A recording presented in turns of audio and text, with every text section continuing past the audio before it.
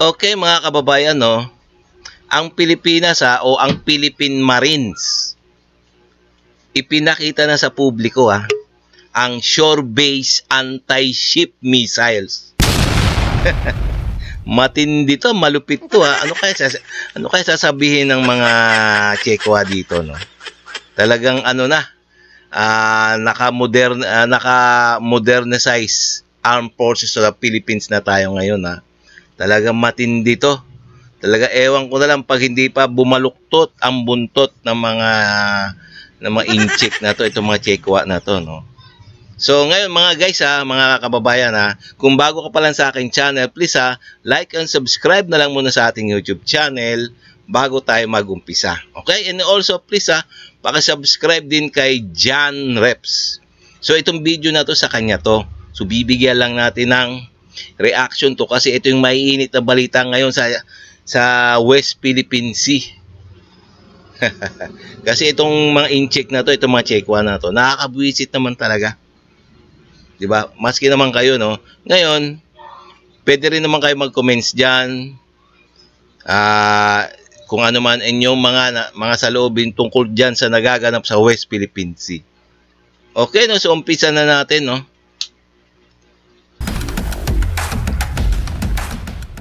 Sa unang pagkakataon ay ipinasilip na ng Armed Forces of the Philippines ang BrahMos Shore-Based Anti-Ship Missile System sa ika-75 anibersaryo ng Philippine Marine Corps na nagmarka ng isang mahalagang milestone sa modernisasyon ng Armed Forces of the Philippines sa ilalim ng Horizon 2. Ayon kay AFP spokesperson Colonel Cerces Trinidad, ang BrahMos Missile System ay patatakbuhin ng Shore-Based Anti-Ship Missiles Battalion ng Philippine Marine Corps ng Coastal Defense Regiment.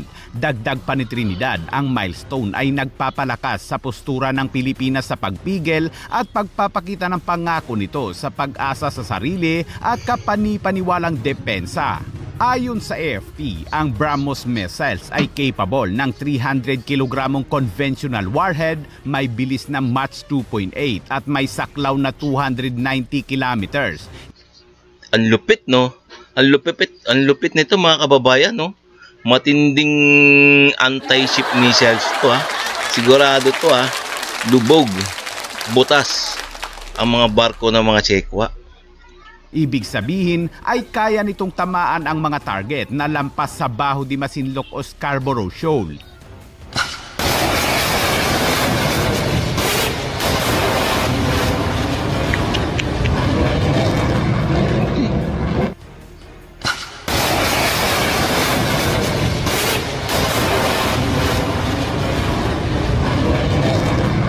Ayon naman kay Pangulong sa lipad pa lang ito nga daw binili natin parang sa atin na rin kasi ang pinambili diyan mga taxes ng taong bayan, no. Kasama na tayo doon. Kaya masasabi natin atin. Kaya nga sinabi ko, ginamit ko na ang binili natin ng gobyerno sa India, ito yung pinakamalakas na shore-based anti-missiles. Tingnan naman sa lipad pa lang talaga nakakatakot na, no? Marcos ay nakausap na umano niya ang mga opisyal at mga tauhan ng Marines na magpapatakbo ng BrahMos Missile System at sinabihan niya nila na kailangan pa umano nila ng mas marami. Kaya't sinabi ni Pangulong Marcos na nasa proseso niya sila ng aktwal na pagkuha ng karagdagang BrahMos Supersonic Cross Missile System. At sa ibang balita naman mga kabayan, yun, no? Dapat talaga mga kababayan, no? At dapat din sa ating mga gobyerno, sa ating gobyerno ni PBB, no? Dagdagan pa talaga. Nang sa ganon, dagdagan pa ang ating mga anti-ship missiles, no? Para sa pantapat sa mga Chekwa. Kasi itong mga Chekwa nito, mas marami. Mas marami ang kanilang barko. kaya kailangan talaga natin mas marami syempre, no? Mas marami syempre na mga missile na anti-ship missile. Nang sa gadon hindi sila makaporma sa ating karagatan diyan sa West Philippine Sea. Matapos ang dialogo sa Maynila tungkol sa West Philippine Sea, ipinarating din ng Pilipinas ang mga kinakaharap nito pagdating sa West Philippine Sea sa isang International Coalition European event sa Belgium. Isa sa mga dumalo ay si Representative Ropos Rodriguez na mariing kinundina ang panliligalig ng China sa West Philippine Sea habang suportado din ng ibang mga bansa ang Pilipinas tulad ng Amerika at Japan na parehong kontra sa mga illegal na pang-aangkin ng China. The most important is just respect for the rule of law. We have to respect global currencies. We have to respect trade. We have to respect maritime laws. I know that's incredibly important for the Philippines. And we have to have respect for these systems and systems of government that are democratically enshrined. フィリピンも領有権問題でですね。Frequent and repeated. Yan, tingnan na naman. Ito yung mga sinasabi ng mga taga-ibang bansa, no? Na talagang, nalalaman din nila, no? Yung galawan ng mga Chekwa, itong mga inchik na to, no? Na talaga itong mga inchik na to, no? Hindi talaga sumusunod sa international law. Tsaka sa maritime law. Yan, wala silang mga respeto. Para silang mga mga gunggong.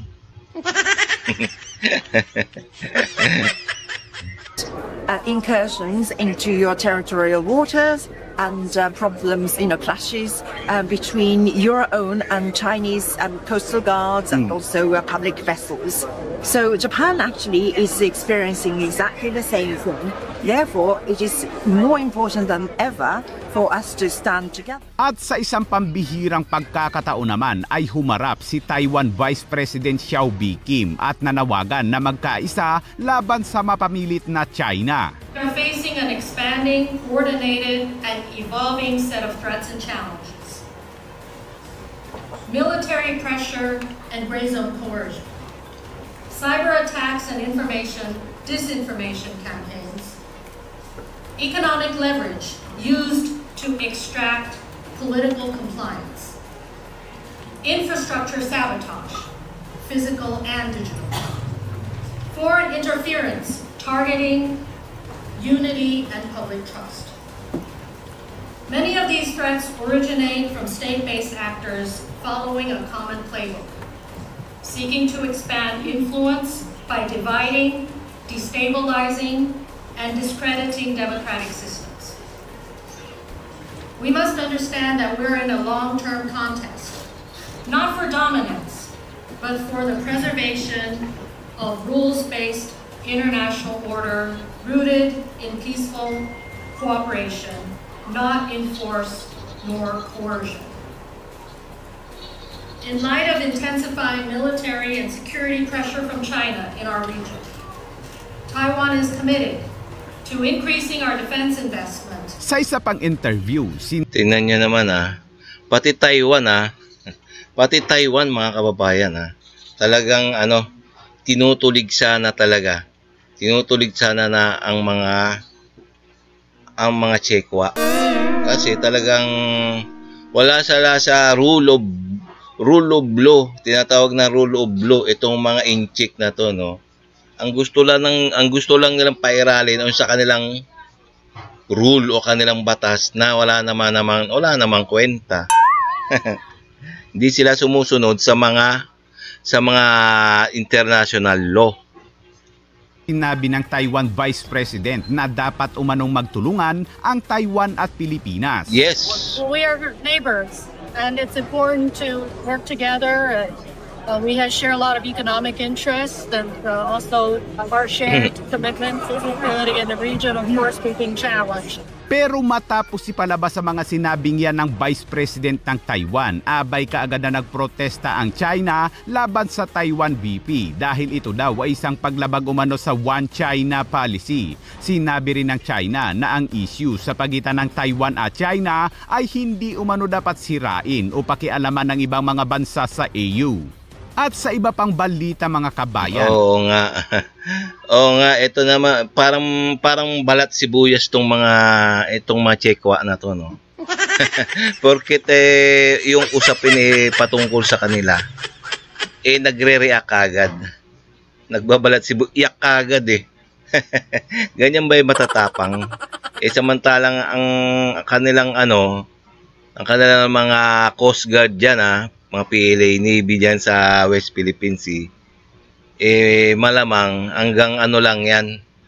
Hanggang kumbaga amba-amba lang yan eh. Kaya nga iyakin yata itong mga incheck na to.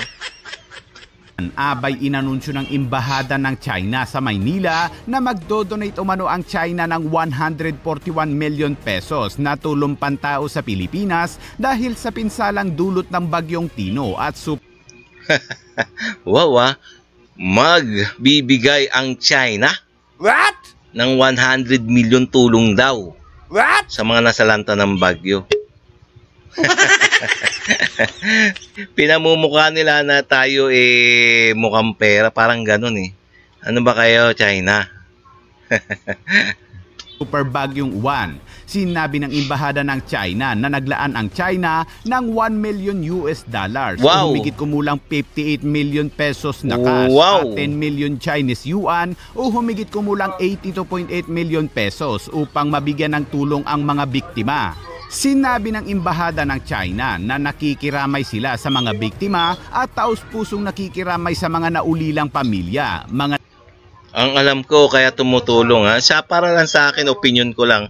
Kaya tumutulong yan mga Chekwa na yan, para nga kalimutan natin yung kanilang panghaharas sa West Philippines, ang kanilang yung mga galawan na mga walang kwenta diyan sa West Philippines, na sa ganun makalimutan, para kunwari mabait sila.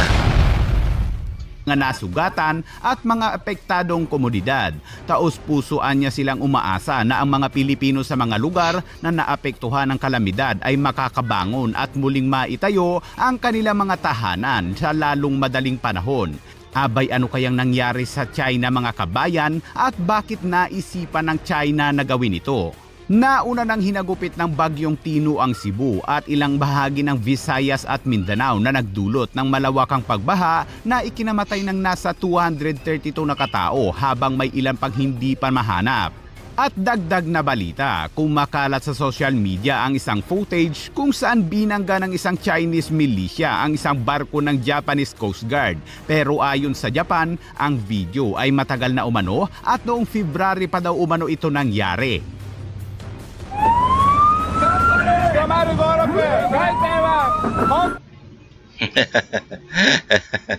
Makulit talaga tong mga incheck na to, Makulit talaga itong mga incheck na to, Pati Japan Coast Guard tinatalo na. Okay, nalaman natin na nalaman natin na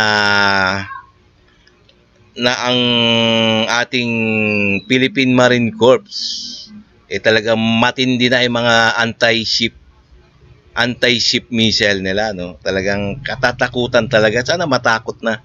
Bumahag na buntot ng mga Chekwa. Okay, so hanggang dito na lang tayo mga kababayan. Ngayon, kung nagustuhan nyo yung mga ganito mga reaction video katulad nito tungkol sa West Philippine Sea, please bago tayo magtapos, like and subscribe na lang muna sa ating YouTube channel bago tayo magtapos. Nang sa ganun ma-update pa kayo sa next day na aking mga i-upload pa tungkol sa West Philippine Sea. Okay? Maraming salamat.